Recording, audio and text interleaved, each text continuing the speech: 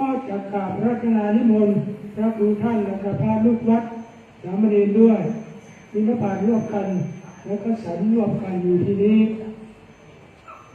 นั้นจะบาตเสร็จแล้วล้างบาตรแล้วก็จะริบพระองค์ต่อไปแต่บางคนอาจจะถามว่าแต่ไม่ค่าถาม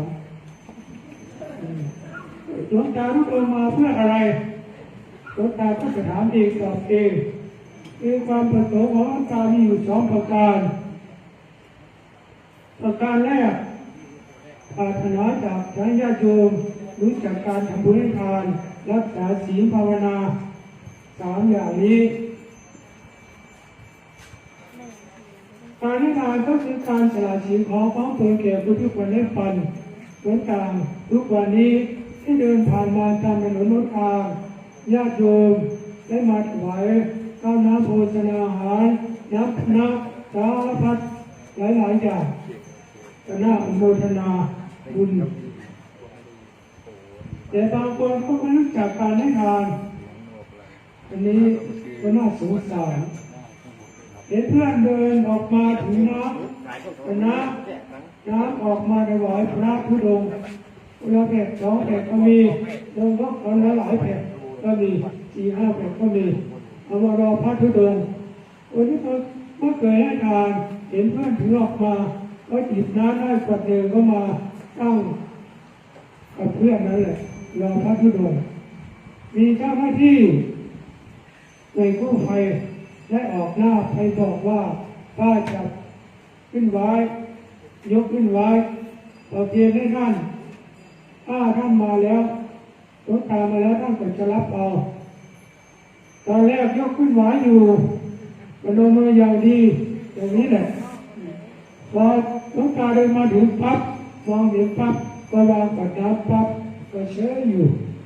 อันนี้ไม่รู้จักการเอาบุญหลวงตาเขาคิดว่าท่านไม่ให้แล้วตอนแรกท่านยกขึ้นไว้อยู่พอเห็นเราเดินมาท่านก็วางท่านไม่ให้เลยผ่านไปหลวงตาก็ไม่นับแสดงว่าท่านไม่ให้ก็ไม่ได้บุญเพราะว่าไม่รู้จักการทำบุญการทำบุญคือการถวายของให้พระของที่มันยกได้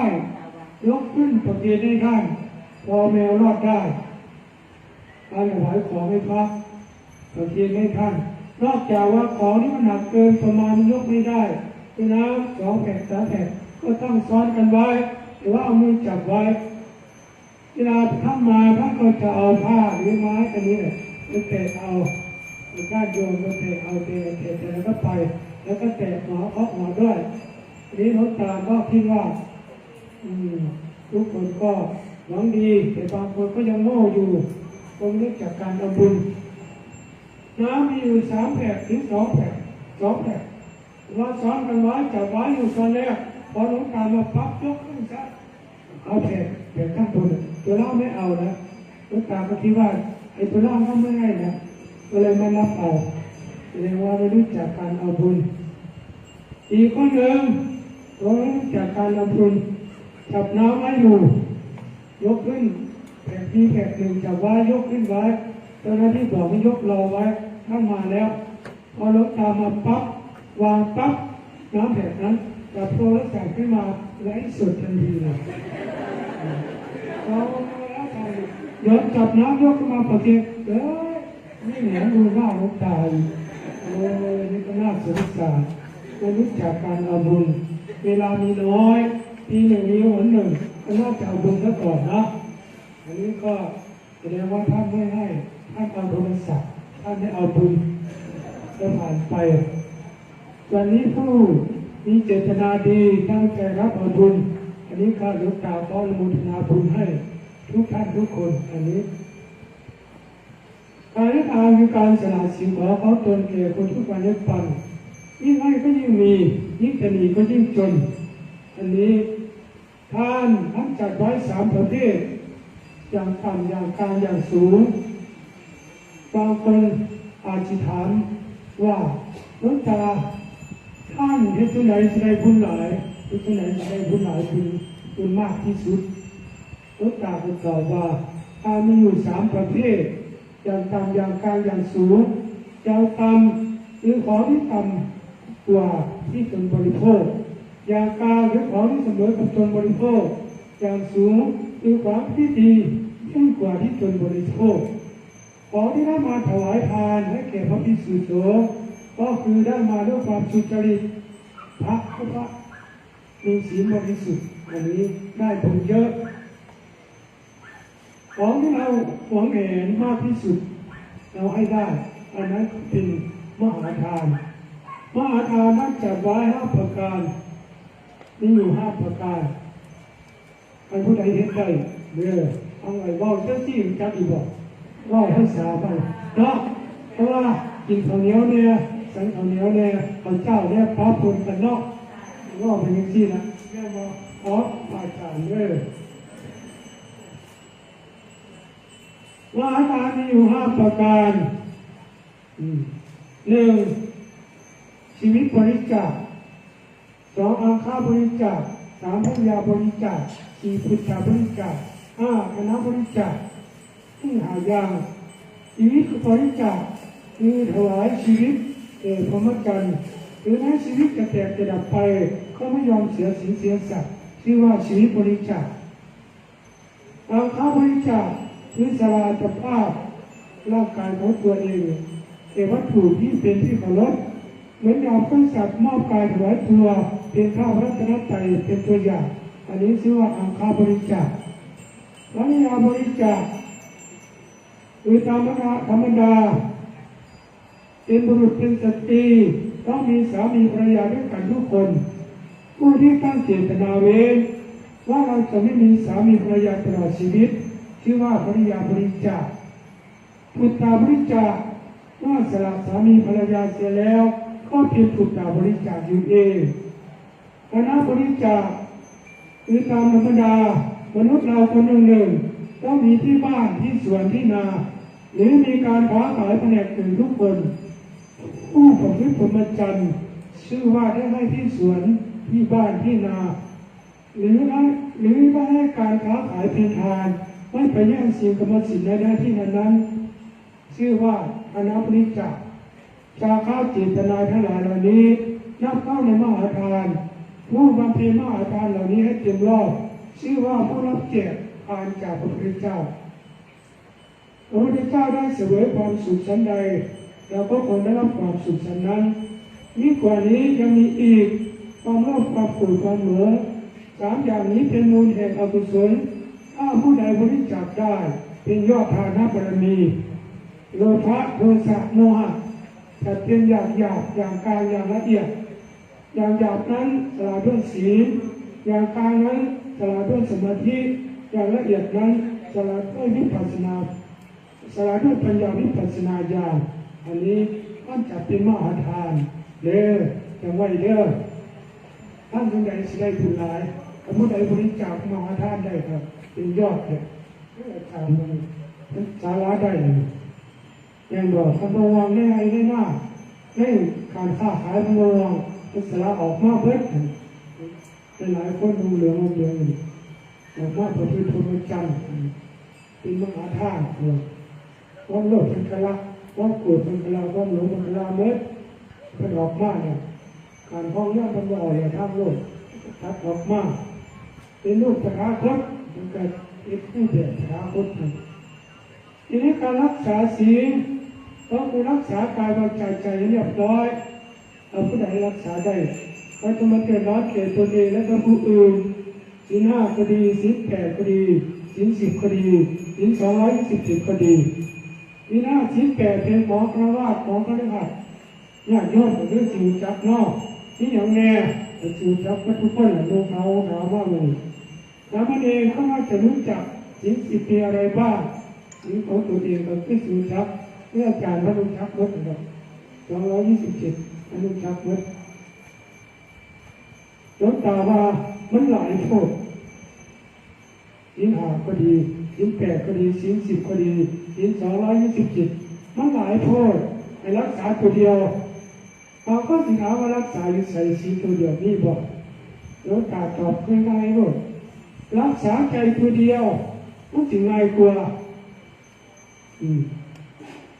คือปานาศีล5นะถ้าไม่ฆ่าสัตว์ ถ้าใจไม่อยากทำหรือว่าทำไม่เป็นเอามือล่องกายย่องเส้นบอกวัดตากับเส้นบอกอะไรใจไม่อยากฆ่ามือก็ทำไม่เป็นอันนี้อธินาทานไม่ขโมยแล้วของคนอื่นถ้าใจไม่อยากขโมยใจไม่อยากทำมือก็ทำไม่เป็นการมีประพฤติในกามถ้าใจไม่อยากเฮ็ดมันก็ยังเปลี่ยนมือแค่ว่าใจมุสาถ้าไม่พูดเท็จถ้าใจไม่อยากโกหกไม่อยากหลอกลวงปากก็ว่าเปลี่ยนแค่บอกว่าแม่ก็พอเนาะสุราถ้าไม่ดื่มน้ำเมาถ้าใจไม่อยากกินมันจะเป็นเราแม่ขอเอาบ้างไหนก็ต้องกินได้บ่ล่ะเป็นเราที่นะอันเป็นแค่ๆมันมักหลายๆเนาะมันก็มากินเพราะฉะนั้นแล้วหลวงตาว่าให้รักใส่ใจตัวเดียวมันสิ่งง่ายกว่าถ้ามีพุทธบัญญัติบัญญัติไว้ว่ามโนขุดฟังเข้ามามโนสิตามโนมัญญาทำทั้งหลายมีใจถึงก่อนมีใจเป็นใหญ่สำเร็จด้วยใจจะทำอะไรก็แล้วแต่อันใจถึงแล้วสำเร็จหมดบริวารนะแม่บอกว่าพอให้รักษาใจตัวเดียวสำเร็จหมดแม้แต่บทเกิดขึ้นกันคือว่าใจทั้งเป็นหมดมันสลาของว่างไปใจใจมันถึงอะไรแนวสำเร็จอุปมาเหมือนพวกที่เรียนหนังสือท่านตั้งใจเรียนท่านก็ได้เป็นครูเป็นหมอเป็นพยาบาลเป็นตำรวจเป็นทหารเป็นนายอำเภอเป็นผู้ว่าราชการเป็นนายกเป็นด็อกเตอร์ท่านตั้งใจเรียนใจท่านเอาท่านก็ได้เป็นคนที่ขี้เกียจแต่ท่านไม่เอาหากินก็ไม่พอปากพอท้องอันนี้เราก็เห็นอยู่ทุกคนนะทำในด้วยใจทั้งนั้นเพราะฉะนั้นแล้ววันนี้ก็ตามขอฝากไว้กับญาติโยมทุกท่านทุกคนด้วยดูที่ใจเด้อในการภาวนาไม่ใช่ไหนภาวนานั่งบริกรนั่งเจ้าหน้าที่หลายเราก็กับพ่อได้อยู่นั่งลมหายใจได้อาจารย์ท่านบอกว่าลมหายใจเข้าก็รู้ลมหายใจเข้าก็ออกก็ให้รู้แค่ว่าบางคนบริอยู่นั่งลมหายใจคิดไปแล้วโอ้ยไกลๆแค่นี้แย่เลยน้องสาวต้องอยู่บางการคิดนี่ก็มีเราก็กับปวดแก้วปวดขากันนี่อยากจะคิดแย่เลยผู้สร้างน้ำข้าเห็นมั้ยบางคนถามเรื่องเก่าให้จังได้ผู้ขาดนั่งสมาธิเลยที่แต่คิดนั่งคิดนี่ผู้สร้างน้ำข้าพุทธวัตรก็เป็นสมาธิสักเพียก็เลยถามว่าย้ายเจ้าไปคิดยังย่อมจำคิดยังคิดแต่นั่งคอยก็คิดแต่นั่งลูกนั่งหลานนั่งจะวางก็มีนั่งสมาธิไปคิดน้ำมันเนี่ยแต่นั่งละไม้ใจพอกระเบื้องมันไม่ยินแต่นั่งโง่นั่งออกโง่ไม่เข้าไปนั่งมันจับมันก็เป็นสมาธิของตัวอันที่ว่าใช้พระบริการพุทโธไม่อยู่หน้านั่งกับสมาธินั่งกับเป็นสมาธิเมื่อไหร่กันหรอหาหน้าที่แต่ยังดีสิ่งหน้าที่แต่ยังดีแต่ไม่อยู่หน้าตั้งใจเย็นอันนี้เป็นที่พักครอบครัวแต่ละลูกทั้งหลายอย่างแต่ก็มีบางมันก็บ่เป็นสักอย่างแต่ว่าการทำสมาธิไม่ใช่ว่านั่งปั๊บอยากเห็นมรรคผลนิพพานโลกโมเมนค่อยๆเฮ็ดไปปลูกข้าวปลูกปักเกี่ยวโลกมันโมเมนต้องรักษาน้ำใส่ปุ๋ยถึงการเวลามันของเองตามผลของมันเขาก็ได้เก็บเกี่ยวปลูกมันมีผมว่าคือกันปลูกปั๊บจะได้ผลโลดมันโมเมนต้องขยันใส่ปุ๋ยรดน้ำคนดีถึงปีถึงเดือนมันออกเองปลูกผมว่าเป็น5 ปี6 ปีผมบอกถ้าสามารถที่จะปั๊บอยู่ได้ผลอยู่ได้มรรคผลนิพพานหรือว่าโมเมนอุปมาอันหนึ่งที่การกับขี่จักรยานใหม่ๆหัดขี่จักรยานใหม่ๆนี่แหละล้มลุกข้านกระเทียงแตกกันนี่แรงบ่อยล้มต้องสิเปลี่ยนได้เลยการจะน่าหน่อยครับเพื่อเดียวไม่ได้ปล่อยสักครั้งหนึ่งแบบของก็ได้อีกบ้างผู้ถามก็ปล่อยเป็น2 ครั้งแค่เสียความคนนี้ทำจักรยานไปตัวความชำนาญอันนี้เหมือนกันแหละไปเฮ็ดไปอยากร้ายก็ไม่เปลี่ยนเพราะอยากก็ไม่เปลี่ยนมันเปลี่ยนของมันเองไม่ใช่บังคับมันเปลี่ยนของมันเองพอเวลาตั้งภาพเกิดจากสำเร็จโดยเป็นพระอรหันต์โม มันโมเมนต์เด้อท่านสิเป็นทางานได้ค่ะโว้ยเป็นสารบารมีนั้นเขาพบจักษะนับถือเป็นได้เนาะเพราะฉะนั้นแล้วผู้ใดที่ทำมา3 ข้อฟังไว้ในจิตในใจแล้วก็จะอยู่เย็นเป็นสุขนี่ประเดี๋ยวได้แค่ตัวเองกับผู้อื่นบางคนขาดศีลขาดธรรมก็เลยวุ่นวายเพราะฉะนั้นวันนี้มันขาดศีลขาดธรรมอยู่ได้วุ่นวายครอบครัวก็แตกแยกกันก็มีบ้านเมืองก็วุ่นวายประเทศชาติก็มีเสียเหลืองเสียแดงโลกก็เดือดร้อนเพราะมันขาดธรรมะ3 ข้อนี้ถ้าทุกคนมีธรรมะ3 ข้อนี้ฟังไว้ในจิตในใจแล้วครอบครัวก็จะอยู่เย็นเป็นสุขไม่วุ่นวายไม่แตกแยกกันแต่บางคนเป็นไม้คนนี้เป็นห้างคนนี้หัวไปนอกตรงลงมาเนี่ยอยู่บ้านเอาฟ้าไม่ใช่ใครเล่นไปทางที่บ่ถูกเพราะว่าขาดศีลขาดธรรมมีแม่น้อยมีผัวน้อยแตกแยกกันลูก2 คนก็แบ่งกันคนละคนแบ่งกันคนละเกินแยกนี่ก็มากพันกันนี่พันกันเลยเราสงสารเพราะว่าขาดธรรมะเพราะฉะนั้นแล้ววันนี้หลวงตาขอฝากธรรมะไว้3 ข้อไม่ได้โยมทุกท่านทุกคนหวังว่าทุกคนคงรับเอาธรรมะของหลวงตา3 ประการนี้สาธุประการที่2ทีนี้บางคนสิถามในใจว่าหลวงตาพระธุดงค์ก็ยังมันผิดแปลกผิดบ้างเลยยังมันทอดนี่ยังอยู่บ้านบ่ดีบ่มูเป็นที่บ้านได้ว่าให้ใจแบบนี้แต่บ่กล้าถามบ่กล้าบอกหลวงตาก็สิถามเองตอบเองคือเก่าแหละว่ามาธุดงค์เนาะก็เรื่องธุดงค์ให้ฟังหลวงตามาธุดงค์ย้อนว่าเพราะว่าอยู่บ้านอยู่บ่ได้กิเลสครอบกิเลสตีข้อหรือว่าบ่อยู่อย่างออกมาธุดงค์มาเพื่อดับความโลภความโกรธความหลงเพื่อดับทุกข์ความโกรธความหลงมันเป็นไปไหนก็สิบอกให้ฟังเนาะก่อนที่ออกจากบ้านแจ้งตัวจังซี่น่ะไปนั่งกราบ3 หนต่อหน้าพระพุทธรูป3 หนตั้งนะโม3 หนกล่าวคำสมญาแต่ที่ฐานนุโลมเอาไว้มีอยู่6 ข้อนี่อย่างแน่สิบอกให้ฟัง1ต้องเอาคนใส่2ปัจจัยไม่รับไม่งั้นบ่เอา3ยามพานั่งให้นั่งหรือบ่ขี่รถ4ฉันเอาเสนียเดียวคือฉันมือเดียวแล้วบ่ได้มีเพศบ่ได้มีตัวเพศตอนแรกอีกไม่มีกฎไม่มีงบนี่จะมาดีหรอเพ่งกับพวกนี้พวกกับนี้นี่น้ำกับพวกนี้เอาวันกับพวกนี้นั่งอยู่กันสี่ละกองไตรจีวรบริขาร8นี่อย่างไรแต่หน้าชีวิตจักเป็นนอกข้าพเจ้ารักษาสัจจะอันนี้ไม่ได้ขอให้เป็นไปต่อหน้าพระพุทธรูปไม่ได้ขัดต่อหน้าพระบาทสามพ่อต่อหน้าญาติโยมที่มาได้มานี่แหละว่าให้ตั้งขอให้เป็นไป1ขอรถชนยางผ่านถนนยางผู้เดียวเลยอันนี้หลายคนรถสีชนนี้ไปกันว่ารถทหารหลายหมู่มือแต่ว่ามาผู้เดียวการที่การยังสี่1ขอรถชน2ขอเสือกัดอาจจะอยู่น้ำถ่ำน้ำผู้น้ำปลาน้ำดอนอยู่น้ำภูเขาเล่นทางเขาแต่นี่เสียน้ำกัดโดดรักษาสัจจะบ่ได้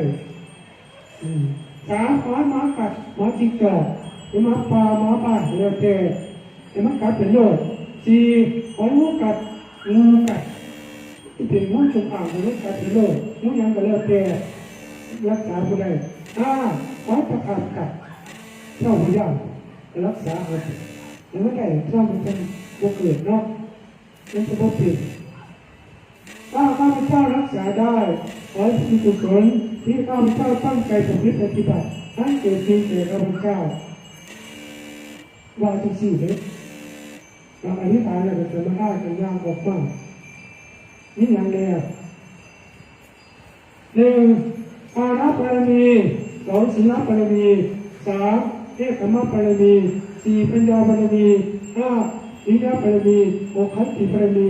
7 สัจจะบารมีแต่อธิษฐานบารมี9เทศกาบารมี10อุเบกขาบารมี10ประการนี้จงเกิดขึ้นแก่ข้าพเจ้าว่าจังซี่ก็ออกมาเป็นอย่างในหัวใจทั้งเท่าบางคนสิถามอยู่จากจะสิตอบไม่ต้องทั้งเท่าแล้วจากที่ว่าเกิดมาเราไม่ได้แตกรองเท้ามาด้วยเรามาตัวเปล่าใครก็เป็นตัวเปล่าต้องจากที่ว่าสิเราเรียกว่าใส่ถ้าเราไม่ตัวเปล่าแค่ผ่านรอบพอใครก็เป็นตัวเปล่าเอาน้ำไปใกล้น้ำแดงจะได้ใจเสียนี่ไงนี่น่านี่นั่นเรานี่ไงนี่หมดนี่เราทำมากขอไปน้ำอะไรแค่นี้แต่หน้าของเราเขาก็เอาไปใส่ไปที่นี้เราคิดอย่างนี้เราก็รับนะแต่เป็นองค์สมมติก็อยู่ว่าสมมติต้องเข้าใจเข้าสอนเราเข้าทับนะครับถ้าการกองไม่ได้อยู่การว่าเราไปลงต่อเราเราลงสมมติก็พอเปลี่ยนลงชักเพียงแน่นอนตอนนั้นเปลี่ยนมุดด้วยความรู้พ้นเข้ากับรักษาของสมมติอยู่กับสมมติถ้าเหมือนเหนือสมมติอยู่กับโลกถ้าเหนือโลกอยู่กับกิเลสถ้าเหนือกิเลสอยู่กับธรรมถ้าเหนือธรรมอย่าไปเป็นท่าของมันมีความสลับตัวมันแน่นอนด้วยสวัสดีครับสวัสดีทุกท่านนะครับที่ติดตามชมอยู่นะครับอันนี้ก็สมมติที่เก่ากระดาษที่เทียบวางเงินรับกันที่เรื่องของความได้รับเป็นน้องที่นี่อันนี้คือวันหลวงรับกันหลวงถึงว่าหรือการขับแมวเมาเลี้ยนออกจากห้องน้ำฝนตกมาไปหาเงินรถตาไปแน่เลยโยมมันจะรับเป็นน้องทางนี้ก็ที่รถห้องควายเวลารถตาพ่อเอาแล้วเอามาให้เป็นด้านก็พ่อเอามาก่อนว่าให้นี่เป็นตลาดก็พ่อเอารถตาไปนอนก่อนเป็นยังจำพ่อเอาสมมติคือเอาไปให้ยังนิดหลายไปปากธนาคารเขาก็ตรวจสอบเพราะว่าจะใช้เป็นอะไรเท่เขาก็บรับตรวจเลยเอาเผียคนข้อชั้นจีเขาก็บรับไปเอาชื่อรถนักข้อมา10 คันชื่อรถด้านมาอีก10 คันว่าจ้างคนขับลูกน้องขับไปก็ย่านเขาครับว่าสงกับเงินค่าจ้างกับเป็นทุกข์แน่นบ่ล่ะ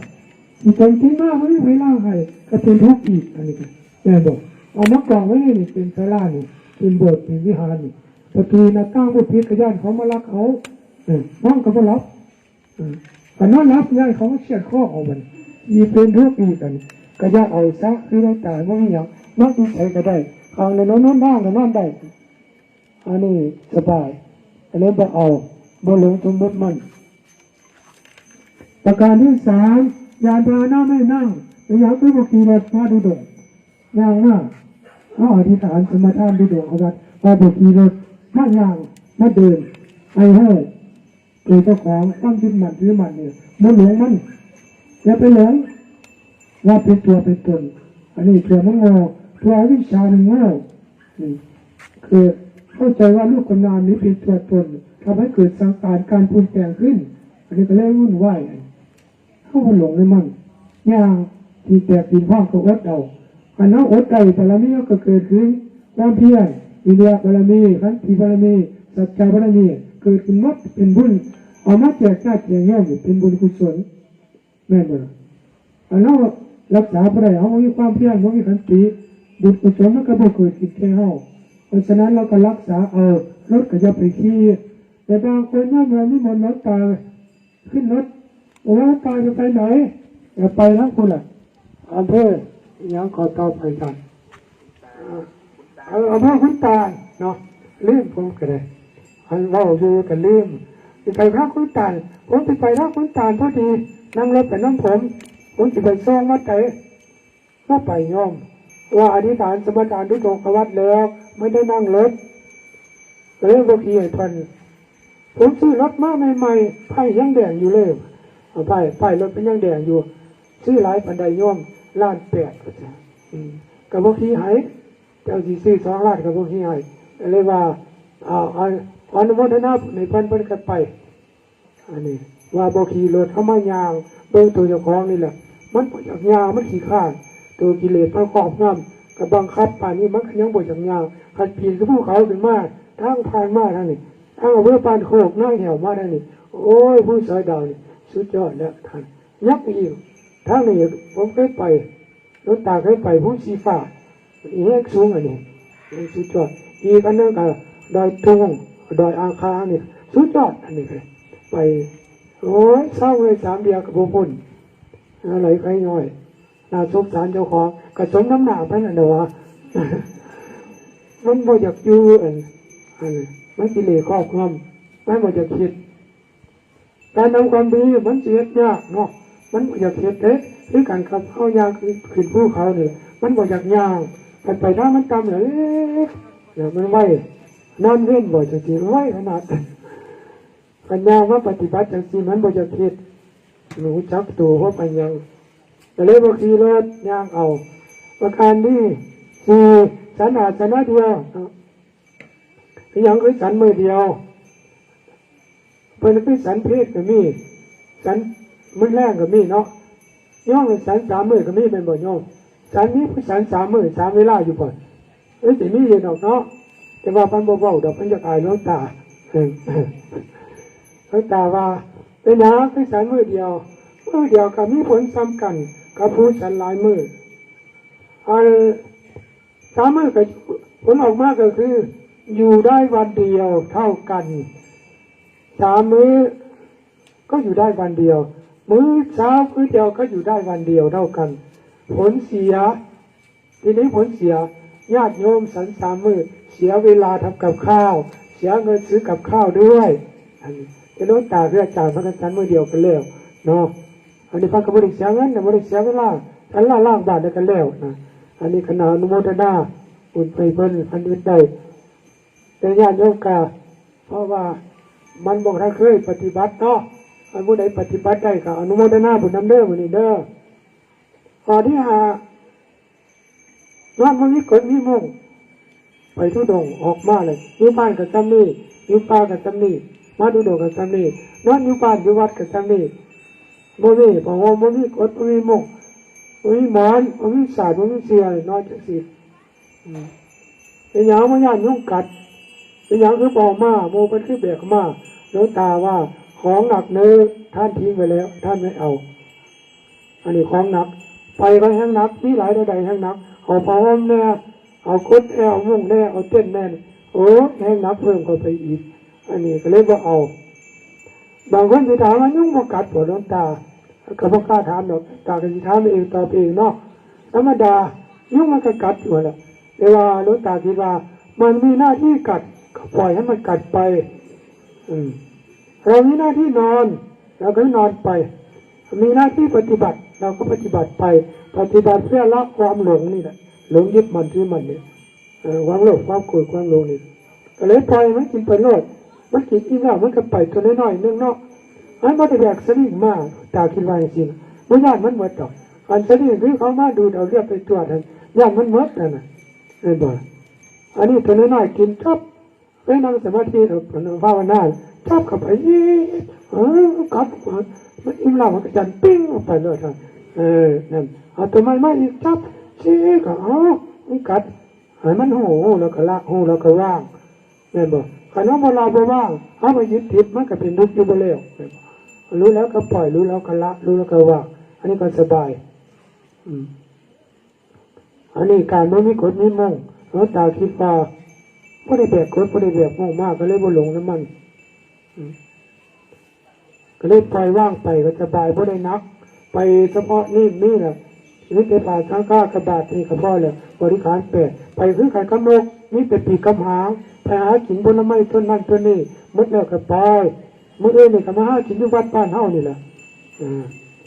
มื้อนี้ญาติโยมให้ก็กินแล้วอิ่มแล้วก็ไปล้างปากกันไปหากินบ้านอื่นอีกคือไข่กำนกกันเลยไปสบายบ่ได้นักย่อยกายก็เบาใจก็เบาอันนี้เอาปล่อยว่างได้สบายบ่ได้นักย่อย6ของไตรจีวรของผ้าสังฆาเนี่ยบริการ8นี่แหละครูบาอาจารย์ให้เป็นอย่างคือบ่ใช่หลายผืนบ่ใช่หลายไตคือเป็นคือใส่หลายไตหลวงตาว่ามันหนาอาจจะมาหลายผืนหลายไต วันผู้เคยแบกมาพันขนักเนาะแต่น้องตายแล้วท้องตาสงสารผู้นั้นแบกพระธุดงค์มันแบกมาหลายๆเนาะโอ้สงสารนี่สาบในก็มีกดในก็มีบางทีของห้องพ่อมันแบกมาน่าสงสารด้วยนักอันนี้บอกเอาลูกตาว่ามันปล่อยว่างได้แต่สบายให้เราคิดว่าเรามีแค่นี้เราก็นอนแค่นี้อยู่แค่นี้ใช่แค่นี้ได้บริการแผ่ที่กับพ่อแล้วเราไปเปิดอุปชาท่านให้ซ้ำนี่เนี่ยบอกบาทสบายบาทออกมาหันหลังออกจากโบสถ์แล้วอุปชามันบอกว่าเป็นพระ100%แล้วไปยุ่งใส่ก็ได้เลยใส่ซ้ำนี่พันบอกว่าอภิจารณาเทสาโลมานักขาดันตาตะโจกรรมฐานหายากก็เลยพิจารณาอยู่นะคู่มือนี่ก็เลยว่าหยุดทำสิ่งนั้น2 ไต่ 3 ไต่แบบนี้มื่อนี่อะไรน้องถวายมากก็ร้ายมานี่10 กว่าไต่หมดแต่ว่าน้องสาวมาใส่ถวายไปมื่อนี่ก็ถวายอาจารย์คนละไต่ถวายแล้วมาเน้นแน่อาจารย์ก็คนละไต่เหลืออยู่ยังเหลืออยู่11 12 ไต่คนน่ะไปด้านหน้ากับไปวัดไทยถวายไปเป็นผลด้านของเราสร้างทานับอริมีไว้ถ้าข้าพเจ้ารักษาได้ปฏิบัติได้เนาะขอให้กุศลที่ข้าพเจ้าตั้งใจประพฤติปฏิบัติขอให้เกิดมีแก่ข้าพเจ้าเมื่อไหร่ก็หน่อยโลตาว่าบุญกุศลที่โลตาว่าไม่ฟังนั่นแหละท่านาพรณีบุญบารมีนั่นแหละเมื่อหลายขนาดได้เอามาแจกญาติแจกโยมคนละเล็กละน้อยเพราะฉะนั้นแล้ววันนี้หลวงตาขออนุโมทนาเอาแสดงบุญและแสดงธรรมที่อาตมาได้ตั้งใจประพฤติปฏิบัติด้วยกายก็ดีด้วยวาจาก็ดีด้วยใจก็ดีหากไม่ว่าเป็นกุศลอันใดเกิดขึ้นในการประพฤติในการปฏิบัตินี้ขอให้ท่านโยมจะมีส่วนร่วมในบุญกุศลอันนี้หากไม่ว่าท่านมีทุกข์มีโศกมีโรคมีภัยขอให้บุญกุศลอันนี้จงไปทำลายสิ่งเหล่านั้นให้ทุเลาเบาบางลงให้ทุกข์หายโศกหายโรคหายภัยนำพาชีวิตของท่านไปสู่ความเจริญงอกงามในศีลในธรรมในหน้าที่การงานยิ่งขึ้นไปโดยพระนักกันทุกท่านทุกคนด้วยเถิดเล่าหน่อยๆเอาเนาะเล่าหลายกันที่ข้านฟังบางคนกับลูกนี้นะพี่เพราะว่าอันบ่มีภาชนะรองรับอันกับปลายบางคนกับปวดแข้งปวดขากันพี่เนาะเมื่อใดสิเศร้าจะเคลียร์บอกนี่อันนี้เศร้าซะ